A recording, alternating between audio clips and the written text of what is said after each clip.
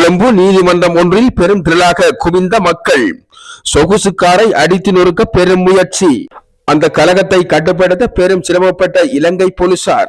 கொழும்பில் பிரபல பாடசாலை ஒன்றில் சர்ச்சைக்குரிய காணொலி ஒன்று வெளியாகியதால் கொழும்பில் பெரும் பதட்ட நிலையும் உருவாகியுள்ளது. முக்கிய அறிவிப்பொன்று வெளியாகி இருக்கின்றது. யாழில் வந்திறங்கிய பிரபல தென்னிந்திய பிரபலங்கள் மாலை மரியாதைகளுடன் வரவேற்ற யாழ் மக்கள்.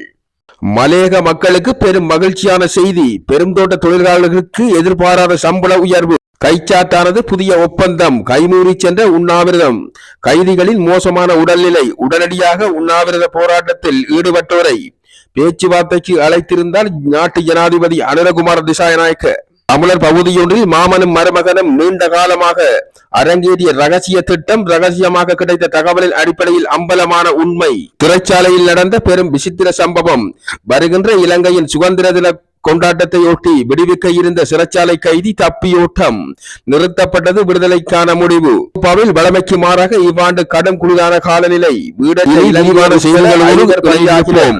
கொழும்பில் உள்ள பிரபல பாடசாலை ஒன்றை சேர்ந்த ஒரு மாணவர் மற்றும் பெண் ஆசிரியர்கள் 4 பற்றிய சர்ச்சைக்குரிய தகவல்கள் வெளியாகி இருந்தன. அதன்படி காணொலி ஒன்றில் 4 பெண் ஆசிரியர்கள் என கூறப்பட்டிருந்தாலும் 2 பேர் மட்டுமே பெண்கள் எனவும் அவர்கள் தற்போது அந்த பாடசாலையை விட்டு வேறொரு பாடசாலைக்கு இடம் மாற்றப்பட்டுள்ளதாகவும் தெரிவிக்கப்படுகிறது. குறித்த அந்த மாணவனின் தந்தை ஒரு கோடீஸ்வரர் எனவும் ஒரு போலீசார் எனவும் முன்பு தெரிவித்திருந்தார்கள். செய்திகள் அத்தனையும் உண்மையில்லை என்றும் கூறப்படுகிறது. அந்த மாணவருக்கு தற்போது 19 வயது என்றும் அவர் தனது போனை தன்னுடைய பாடசாலையில் உள்ள மாணவர் சங்கத்தில் உள்ள ஒரு லொக்கரில் வைத்துவிட்டு சென்றதாகவும் பிரதி அதிபர் மற்றும் மாணவர் தலைவர்களுக்கு மாத்திரமே அதற்கு அனுமதி உண்டு எனவும் தெரிவிக்கப்படுகிறது.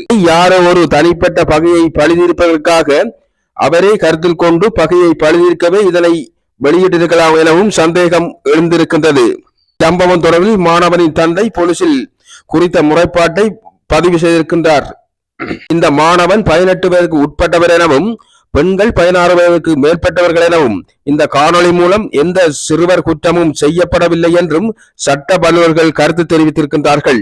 மேலும் இதுபோன்ற சம்பவங்கள் நடக்காதிருக்க பாடசாலை மாணவ ஒழுக்காற்று குழு நடவடிக்கை எடுத்திருக்க வேண்டும் என கல்வித்துறையினர் வேண்டுகோள் விடுத்துள்ளனர்.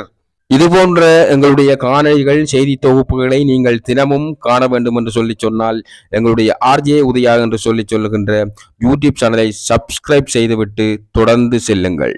நன்றி.